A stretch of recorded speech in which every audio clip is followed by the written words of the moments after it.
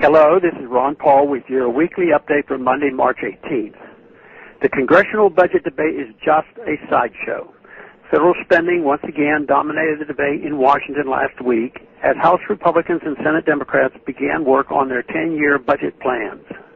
Contrary to claims, neither party's budget reduces spending.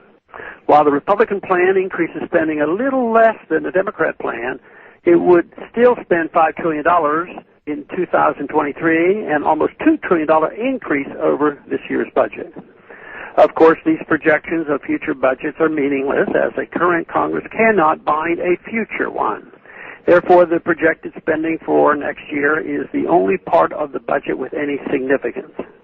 So is there a great gulf between the two parties' budgets for next year? No. For fiscal year 2014, the Democrat budget proposes spending $3.7 trillion, while the so-called radical Republican budget spends $3.5 trillion. While the two parties bicker over minor differences in spending, the stock market, which many in Washington predicted would crash unless the parties reached a grand bargain on taxes and spending, seems unaffected by the various manufactured budget crises. Unfortunately, the market's indifference to Washington's spending gains is based on the fallacy that the deficit does not matter as long as the Federal Reserve is willing to monetize the federal debt. Federal Reserve Chairman Ben Bernanke is certainly doing all he can to facilitate deficit spending. The Federal Reserve's desire to monetize the federal debt is a main reason for the aggressive program of buying federal debt via the continuous quantitative easing.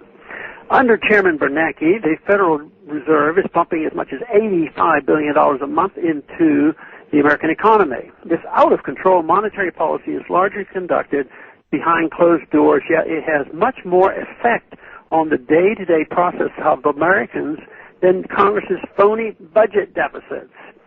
The Federal Reserve's policies erode the value of the dollar, causing prices to rise, which in turn diminishes people's standard of living. This inflation tax may be the most hideous tax of all because it is both hidden and regressive. Of course, the Federal Reserve can only keep this up for so long before doing serious damage to the economy. The Austrian School of Economics teaches that the Federal Reserve is responsible for the boom and bust cycles that plague modern economies. The Federal Reserve's aggressive money pumping runs the risk of creating hyperinflation, especially once banks stop hoarding their reserves and begins flooding the economy with Fed-created fiat currency.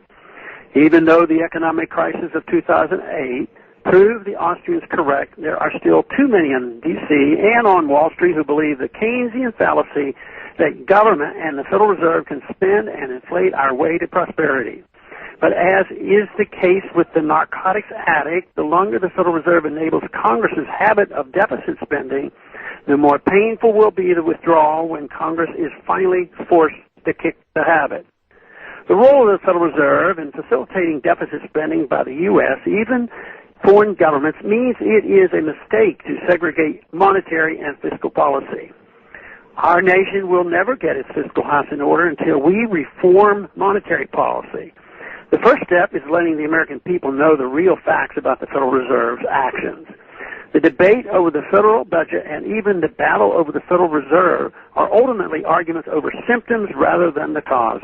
The root of the fiscal crisis is the belief that the federal government is qualified to manage the economy, provide for the people's needs, and spread democracy throughout the world through either by foreign aid or by force of arms. Neither party in Washington questions the welfare-warfare state. Until Congress begins debating questions such as whether or not we really need thousands of military facilities around the world, whether or not we should shut down the education department and return control to the local communities and parents, and whether we should allow young people to completely opt out of the entitlement programs. The so-called debates in Washington, D.C. will continue to amount to nothing but sound and fury, signifying nothing. Thanks for calling this update. A new update is placed on this number, 888-322-1414, every Monday.